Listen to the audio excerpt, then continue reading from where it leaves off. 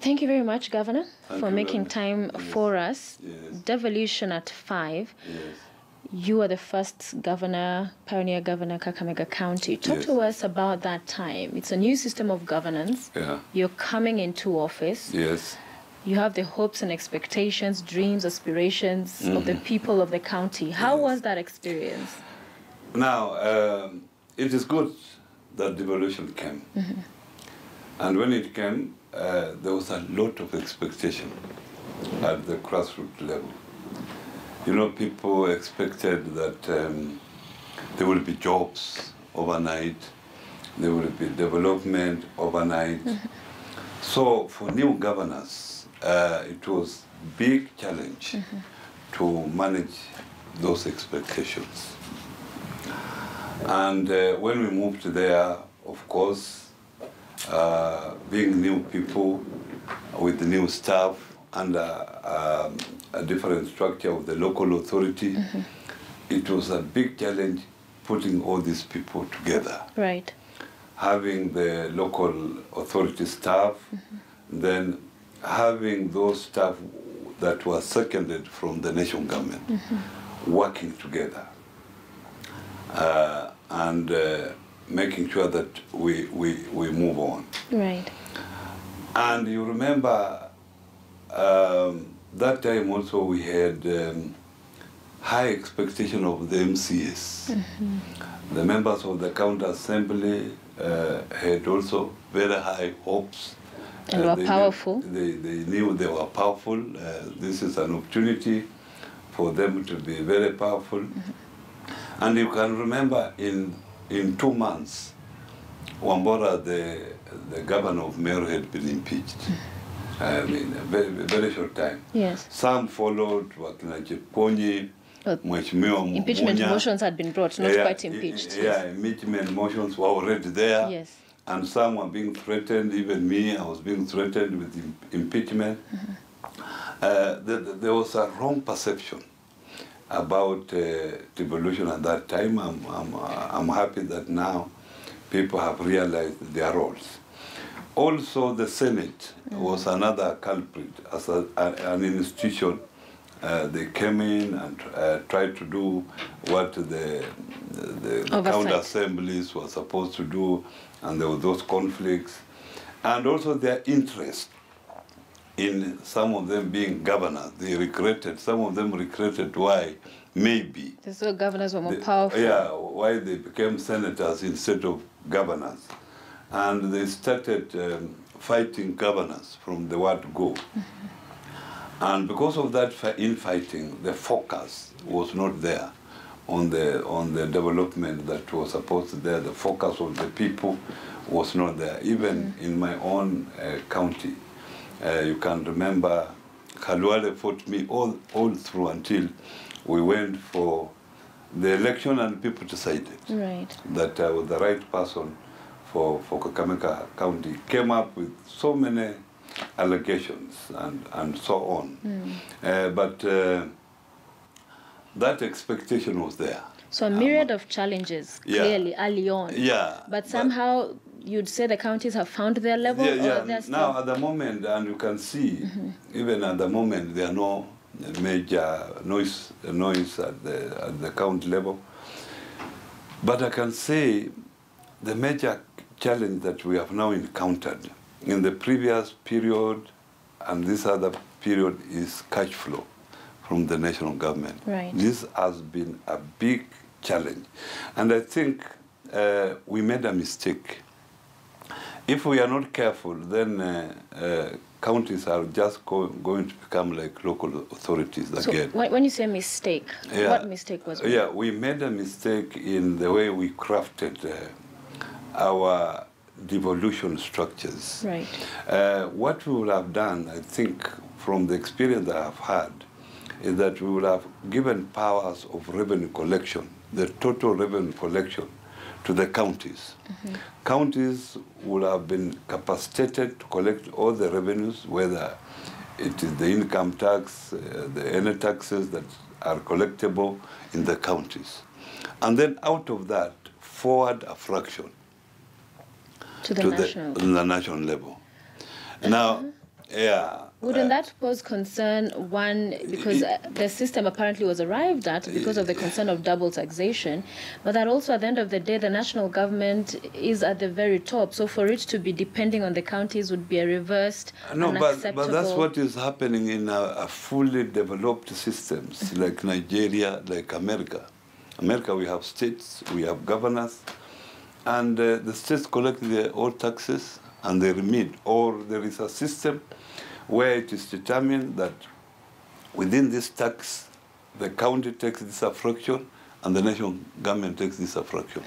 And the system is centralized, and automatically money goes to the national government, automatically goes to county government. So you'd have it that tax collection comes back to the county, yes, or rather it's taken to the county? It's taken to the county, so that this issue now, for example, in my own county, it is 4 months we have not got money from the national government since December. So how will you be running a county effectively if there is no money? And as you know also, if you look at total county budget versus the national budget, our budget is just about 11%. So this is very little money going to the counties. And even the way now the increase of money going to the county is much lower than the increase in revenue collection. So, say for instance, the property tax, which is at the county level, you collect the property tax, and there's one more tax that's the entertainment tax. Exactly. Those are the two taxes. Have they been of any impact at all? Yeah, you see, for rural counties, property tax is not allowed because there are not many properties. There are no established townships within the counties. Property tax will have more impact in like Nairobi, Mombasa, Eldoret, Kisumu, but like Kakamega County, where we have very scattered townships, and you know, it's a poverty area. 60% of the people are poor, so you don't expect more development in properties. Yeah.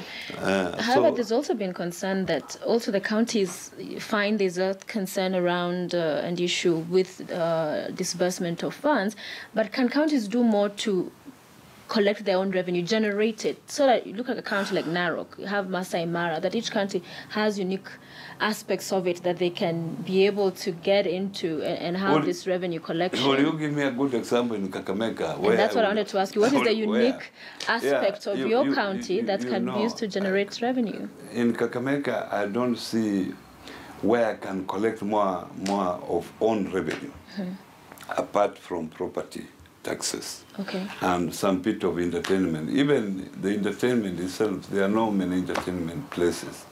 And of course, licenses for the bars and so on. Right. All this put together, it can hardly reach $1 billion shillings. While if we were to carry out a proper budgeting based on our requirements and our priorities, we need something like 15 billion. 15 billion. And what I get from the equitable share from the national government is just 9 billion. So put together, I have 10 billion. It's a big cap. And I cannot fill that cap, whether I do what, from own funds locally. So these delays are caused by what, even in getting the money, the little that there is? Last period, it was not as serious as it is now. At least that time it could be delayed 1 month, maximum 2 months. But when we go for 4 months, and what I know, the problem we have had is the mismanagement of funds, in that there has been a lot of borrowing. And because we are borrowing a lot, you must pay back. And so the national debt has grown, and we need to service those national debt. And also we have I think the national government has started so many development projects. And I think this was necessary for the Jubilee government to win an election. So most of these projects now are stalled, and I have examples in my own county quite a number of roads that were commenced then.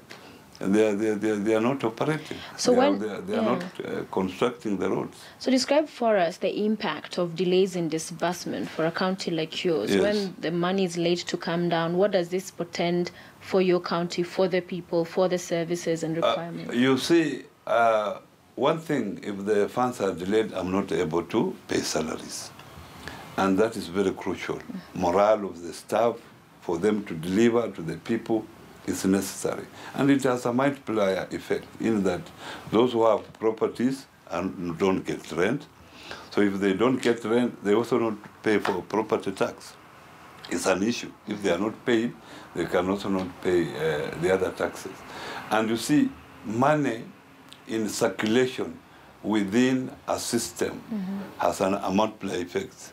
So that even Mama Mboka is able to sell the vegetable. If people are getting their salaries and they are able to buy vegetable, maybe vegetable is a necessity, yeah? But they will not buy as much as they would have bought if they had money in their pockets. So this has created a problem. This has also even strained employment, because we are not able to employ more people, because why would you employ people when you are not paying the ones that are there? So it has become a challenge. And as such, now, people are now preferring again to go to the national government, because there people at least are paid. They feel that if they go to the counties, they cannot be paid. The suppliers are the same. I go to my office, you come to my office, you'll find the suppliers are queuing up. Some are showing me letters, they are being auctioned by banks because they have done work. Maybe they had a building, they have already constructed, they have a road, they have constructed, but we are unable to pay them. So some of them, because we can't help them. Yeah, so recurrent expenditure, suppliers is affected. It causes a lot of discontent within the whole system. Yeah. And talking about the recurrent expenditure on those that are employed by the county government, at the national level, we have an issue because a bulk of our revenue goes to pay salaries of these public officers. Is it an issue in Kakamega County that most of your revenue is going to pay the officials working in the county? It's still an issue, I can tell you. At the moment, Kakamega County, we are paying about 40% of our budget to wages. And salaries and related personnel expenses. And at the moment, there is little I can do. Why is that? In that we inherited staff from the local authorities, which were very highly paid because they were under union. You will find that a driver under local authorities paid 100,000, while a driver under the normal national government terms is earning 23,000. So I cannot bridge the gap. It's very difficult to bridge the gap. So the only thing you do is to pay the former local authority driver up to the time the driver would retire. Hasn't it come up as an issue of discussion even at the Council of Governors? Yeah, to it find is an issue. This is an issue we have discussed many times. But now you will need maybe to retrench these people. And we have no money to retrench them because retrenching is a very expensive exercise. So we are in the web. The other one is that you recently, the medical staff, the doctors, the nurses went on strike. And their salaries has gone up very much. My own county, at least the salary went up by over 20 million a month. So you can imagine that is 240 million a year. Wow. And these are problems that were not caused by the counties. These are problems that were caused by the national government because they stayed with most of this staff 6 years without any salary review. So because now the current constitution have given them a right to go on strike, that is now what is happening. And can't the national government take up phasing out of these officials that are doubling the roles? Yes, and you can see now this burden is now being taken to the county government. Right. Yes. With devolution, the devolved functions, quite a number of them, do you would you say money followed and funding followed those functions? At the moment, I can tell you there are quite a number of functions that are being done by national government that they are not supposed to be done by the national government. Right. For example, in agriculture, you find that the national government is distributing fertilizer to farmers. And they have no structure, staff structure at the county level. All staff at the county level were transferred to the county governments. The only agricultural staff we have them at the national level. Right. Or if we have someone at the county level, he sits at the county level just for coordination purposes, yes, or for information passing to the national government. So you see, that is a function that national government is doing that can be done by the county government. And they are now spending 3 billion shillings. This money would have been used effectively if it was sent to the county government. Yeah. The other one is in water. We still have the water boards. Digging boreholes all over, a function that has gone to county governments. Because if you read the Constitution, you'll find that water distribution is a function. So you find a water board has a borehole in a school. I've planned a borehole in the same school. If we are not aware, we are not communicating, we find a same school has 2 boreholes. Yeah? Can you imagine? Yeah. That is another problem. The other one, yes, is roads. We have Kera and Kura. Kura was supposed to do roads in urban areas. Yes. And Kera was supposed to deal with rural roads. Now, all these urban areas have shifted to counties. Now, you find that in Kakamega, Kura is responsible for 4 kilometers of a road. Will you keep an institution like Kura in Kakamega County to maintain a road network of 4 kilometers with the entire staff? The same to Kura. And we have talked over this severally. The national government has been unwilling to let these functions go to counties. And we have a lot of... And what reasons do they cite for that? We have a lot of duplications. For example, you will find the national government, the county government has done a road, has done Kuravila Road. The following day you go there, you see a signpost of Kura or Kera. The same way Kera has done a road, it happens also county government, you will see a signpost. So which means one of the two is lying to the other. And the government, as two government, we have lost money because of this duplication of functions and many others. And you're saying even when there are meetings and engagement over this kind of duplicity, there has not been any solution? We have talked severally. A committee was formed to look into this, but nothing has happened. What committee was formed? Yeah, a committee was formed at the summit level to look at this duplication. The last summit we had in Nyeri, chaired by the president, these issues came up and a committee was formed, a report was done, but nothing has happened. We are told that these institutions were established by law, so they have also to be abolished by law, but you know, abolishing can take just overnight to abolish a law. So this has been a problem, and unless this